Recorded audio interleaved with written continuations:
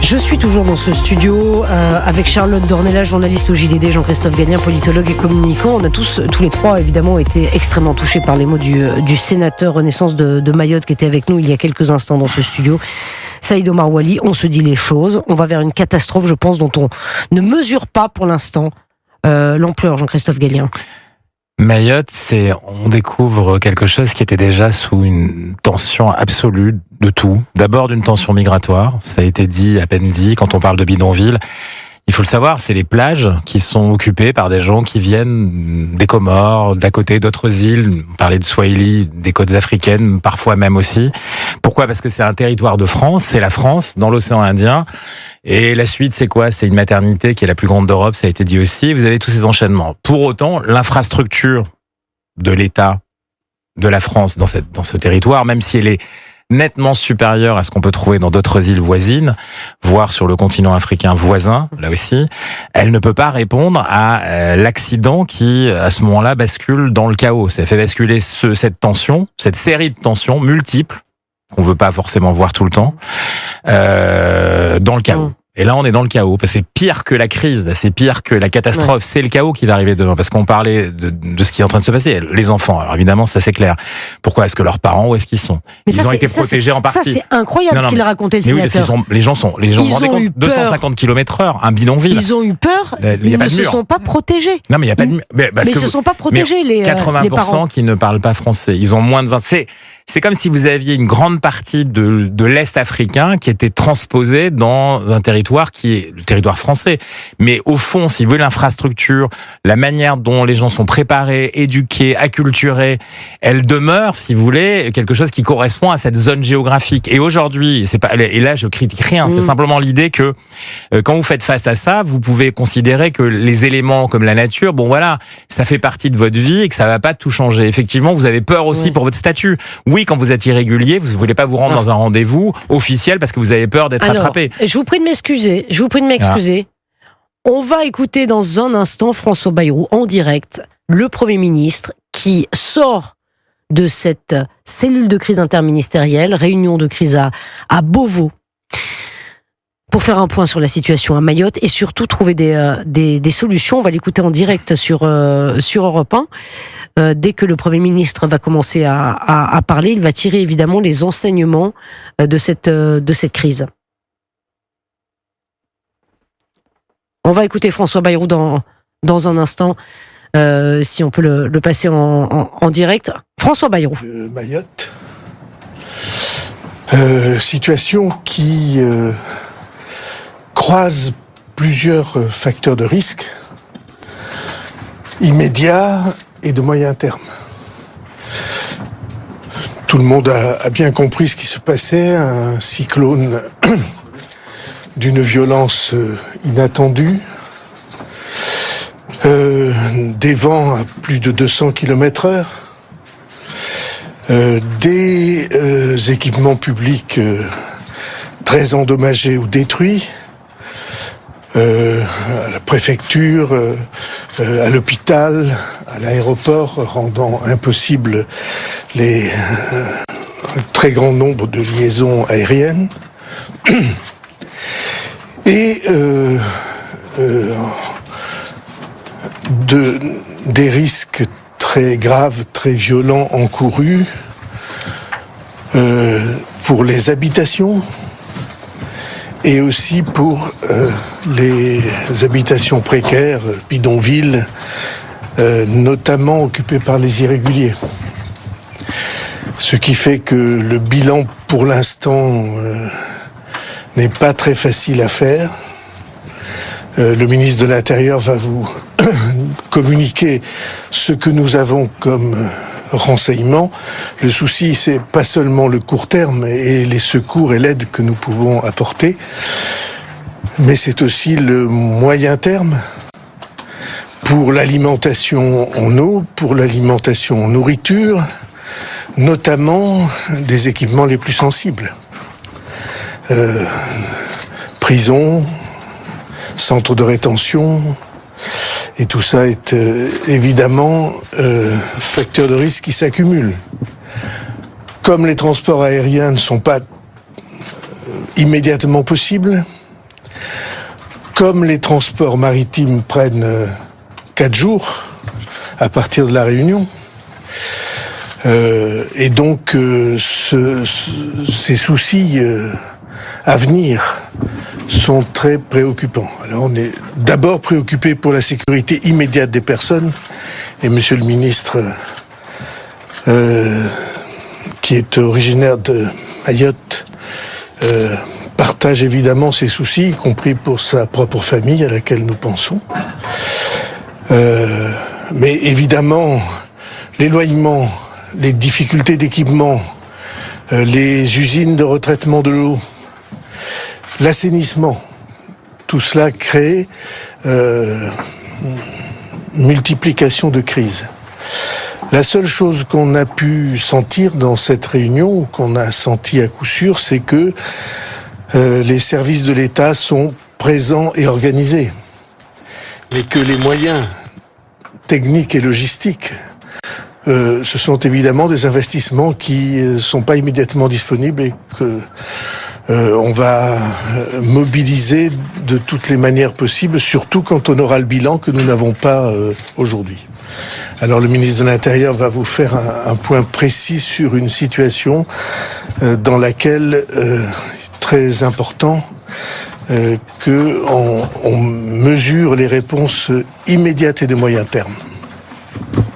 Merci, Monsieur le Premier ministre. Je suis entouré, au-delà du Premier ministre, des ministres compétents, mais autour de la table, puisque c'est le Premier ministre qui présidait cette cellule interministérielle de crise. Il y avait 13 ministres qui sont totalement mobilisés, et avec la présence de Tani, je veux dire, après ce que vient de dire le Premier ministre, notre totale solidarité avec nos compatriotes mahorais qui sont vraiment durement éprouvés et qui le seront dans les jours et sans doute dans les semaines à venir.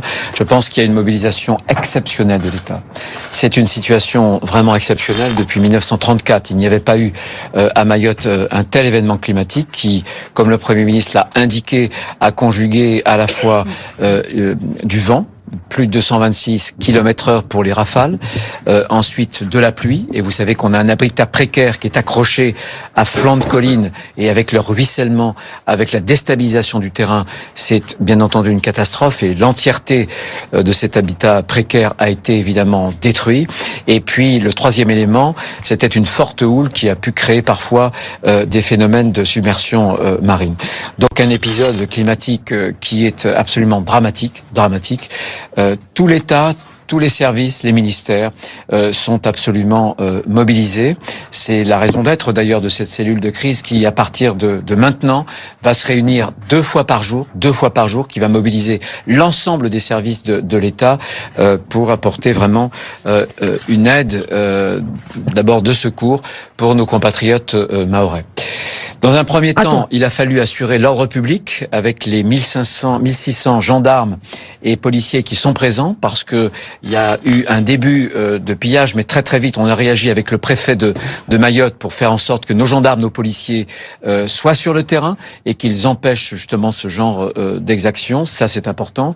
Désormais, place aux opérations de secours, bien évidemment, qui sont aujourd'hui retardées, par exemple en matière routière, parce qu'on a beaucoup d'arbres qui sont en travers des routes, mais les équipes aujourd'hui, notamment de sauveteurs, de sapeurs-pompiers, de gendarmes, de policiers, tout le monde est très très mobilisé, ainsi que les services techniques des différentes villes. Ce que je veux dire, c'est qu'en matière d'infrastructures essentielles, on a un aéroport dont la tour est détruite, malheureusement, et heureusement, en revanche, je parle sous le contrôle de Catherine Vautrin, la piste est praticable. Mais ça veut dire qu'on pourra l'emprunter pour des avions militaires. Pas question d'avoir des atterrissages, notamment d'avions commerciaux, mais le pont aérien qu'on va pouvoir mettre en place à partir de la Réunion, ça va nous permettre, en tout cas, 2 jours d'atterrir.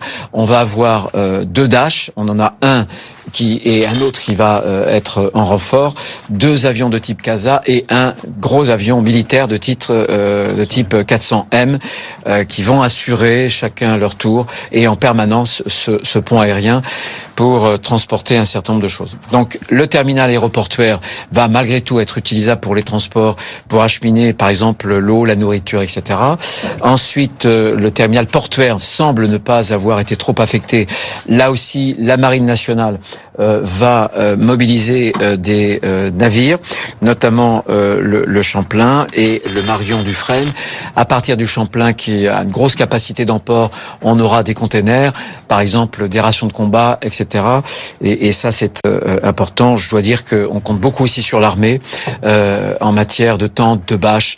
Et le ministre de la Défense était aussi dans la réunion pour nous assurer de la mobilisation de ces troupes. Pour ce qui concerne l'hôpital, Madame la ministre de la Santé, l'hôpital a été endommagé et des services importants, cruciaux de l'hôpital, réanimation, etc., ne pouvaient plus fonctionner. Au moment où je vous parle, a priori, l'électricité est revenue, comme l'électricité est revenue dans la capitale, Mamoudzou.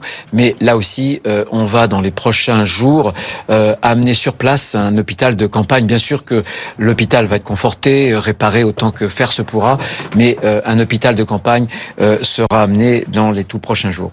Ce que je veux dire aussi, c'est que jusqu'à mercredi, d'aujourd'hui, demain, jusqu'à mercredi, il va y avoir 5 vagues successives de renforts pour la sécurité civile.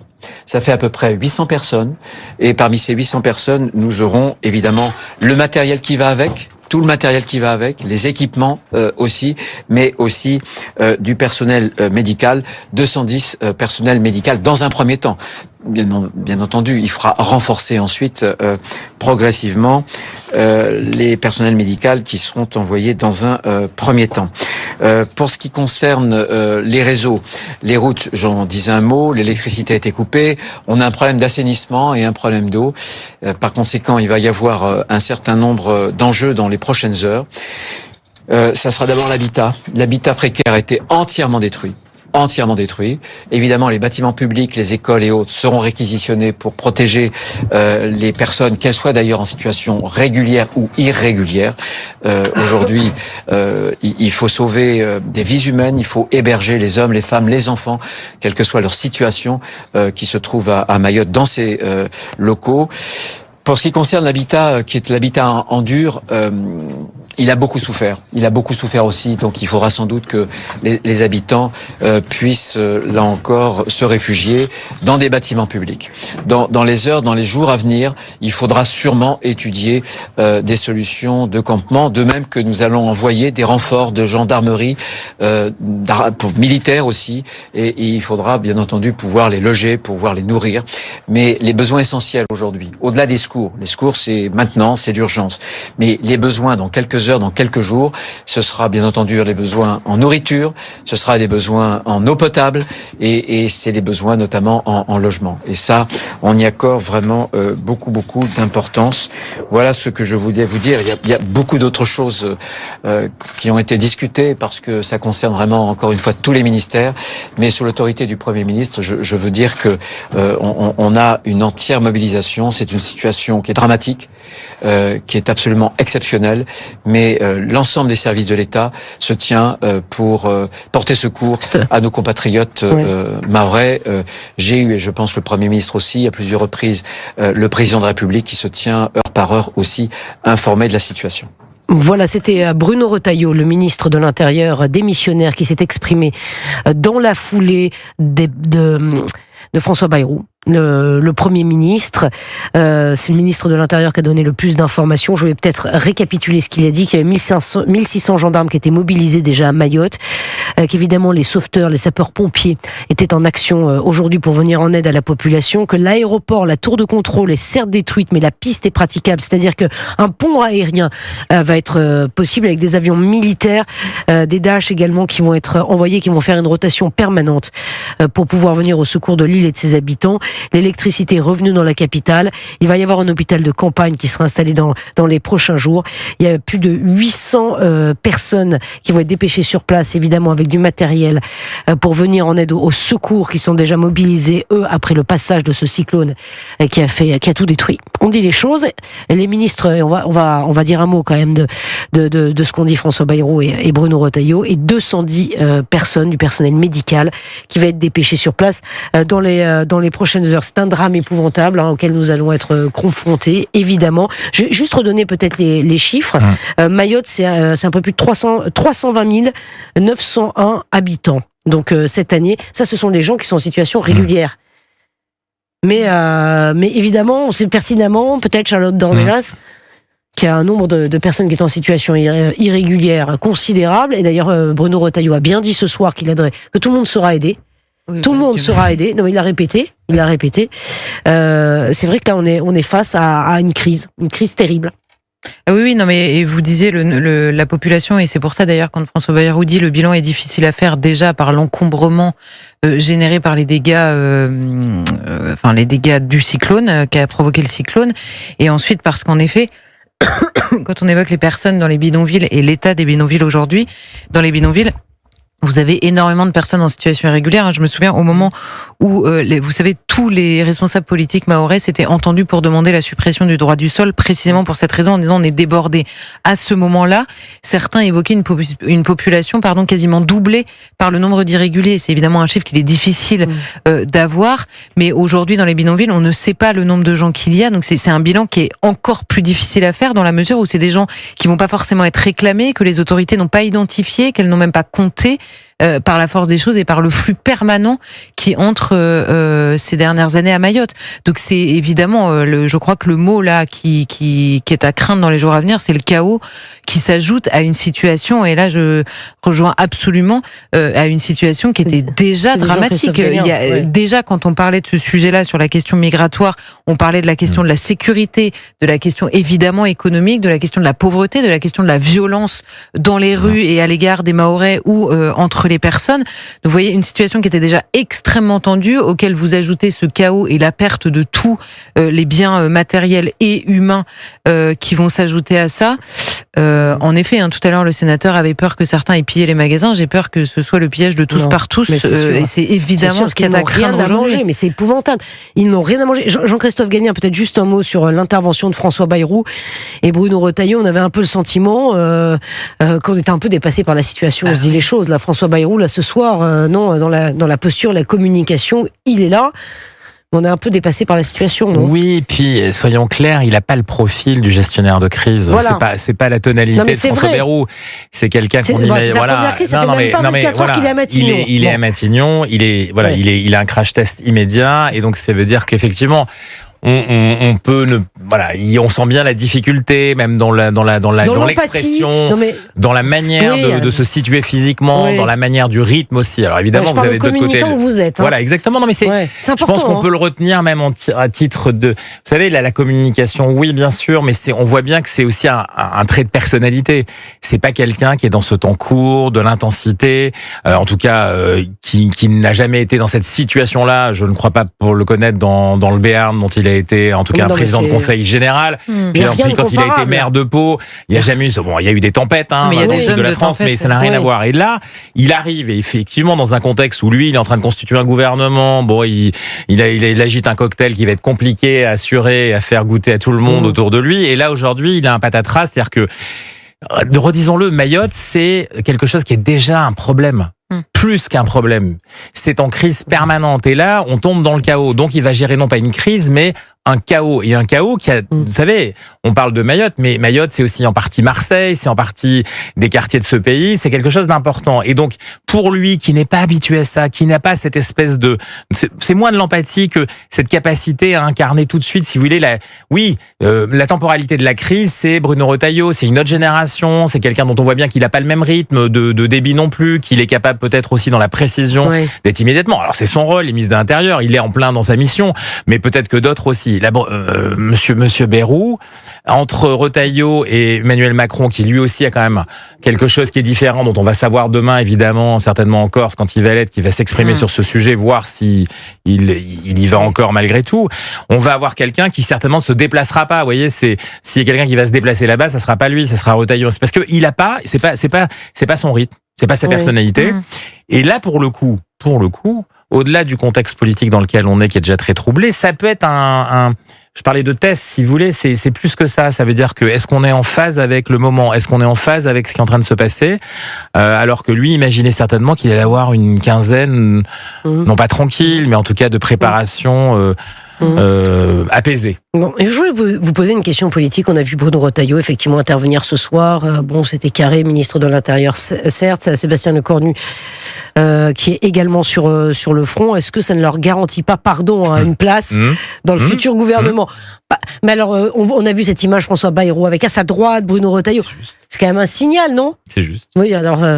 non, je sais pas ce que Charles Dornelas. Non, mais vous avez raison, mais probablement, enfin, de toute façon, les discussions étaient déjà en cours et là, la crise va être réglée. Moi, ce qui me frappe, et c'est un peu une manière de répondre à votre question, mais ce qui me frappe, c'est que François Bayrou s'attendait à prendre le poste de Premier ministre dans un pays qui cumule déjà, je ne les compte même plus, le nombre de crises en cours que le Premier ministre doit gérer. La première étant l'adoption d'un budget, évidemment, et la situation politique, mais qui surtout cache une multitude d'autres crises dans la vie quotidienne des Français, parce que c'est quand même ça qui est plus important que le psychodrame des qui s'entendra avec qui au Parlement.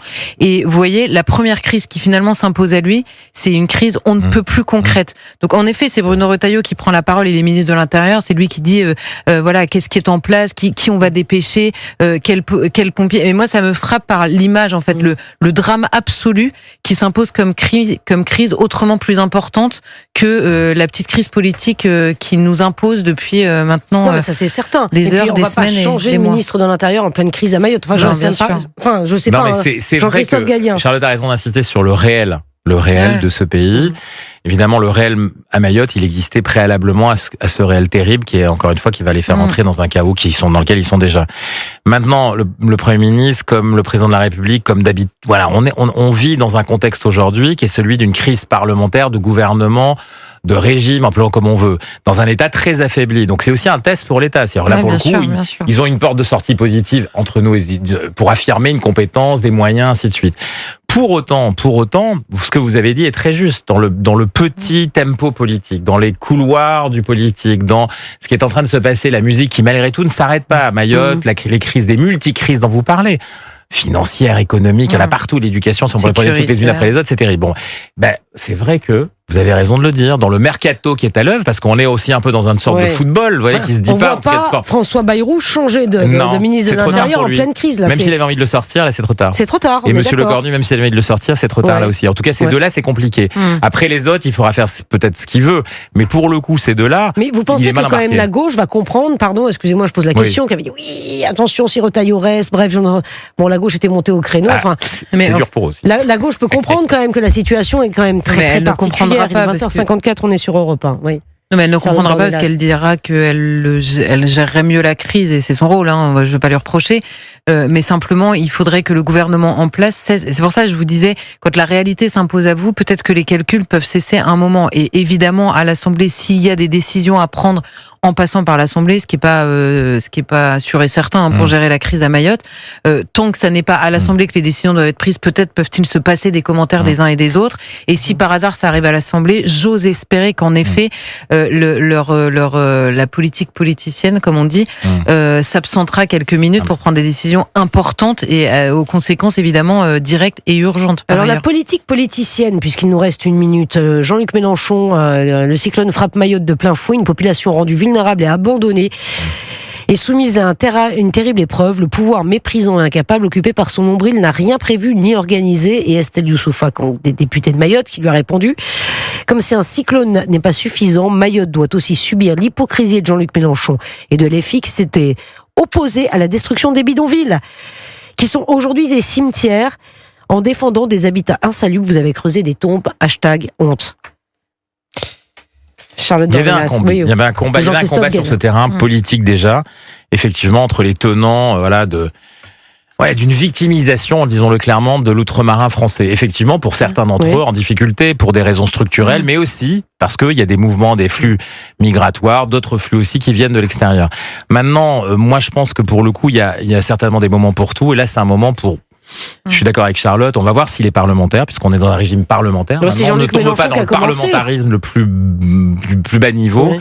Et même si lui, il n'est pas au Parlement, puisqu'il y va pour au moment des Oui, mais il motions donne de le ton. censure. Enfin, Jean-Christophe Exactement. Gallienne donne le ton là, il par faut ce qu'ils se calment. tweet. Je pense qu'ils ont intérêt à se calmer, même pour eux-mêmes, si vous voulez, parce que là, en termes de Ouais, c'est une question de décence. performance électorale, parce Ouais. qu'ils sont très près du marketing électoral, ils sont très précis, toujours dans le rythme. Là, c'est une arythmie. Là, c'est une faute, à mon avis. Il s'est un peu trompé. Là, pour le Il s'est un peu trompé. Écoutez, nous suivrons en tout cas la situation. Je rappelle juste ce qu'a annoncé Bruno Retailleau, et vous l'avez suivi en direct sur Europe 1 tout à l'heure, le ministre de l'Intérieur, 1600 gendarmes mobilisés, les sauveteurs, les sapeurs-pompiers sur le pont, évidemment à Mayotte, un aéroport dont la tour de contrôle a été détruite. En revanche, et c'était quand même la bonne nouvelle, puisqu'un pont aérien va être possible, la piste est tout à fait praticable. Il y a plusieurs avions qui vont être dépêchés sur place et qui vont faire des rotations permanentes avec la Réunion. 2 avions militaires notamment, 2 Dash. L'électricité ce soir est revenue dans la capitale. L'hôpital de campagne aussi a l'hôpital a de l'électricité. Un hôpital de campagne va être monté dans les prochains jours. Alors le toit est parti de l'hôpital, c'est-à-dire que là, il n'y a plus un toit qui a tenu. Il n'y a pas un toit qui a tenu. Et c'est ce qu'on disait tout à l'heure, notamment avec le sénateur Renaissance de Mayotte qui était avec nous ici même dans ce studio. Il y a 800 personnes qui vont être dépêchées sur place avec du matériel et 210 personnel médical, a dit Bruno Retailleau. Plusieurs vagues de personnes qui vont arriver sur Mayotte. Il y a 5 vagues qui sont prévues. Merci beaucoup Charlotte Dornelas, Jean-Christophe Gallienne d'avoir été avec nous ce soir.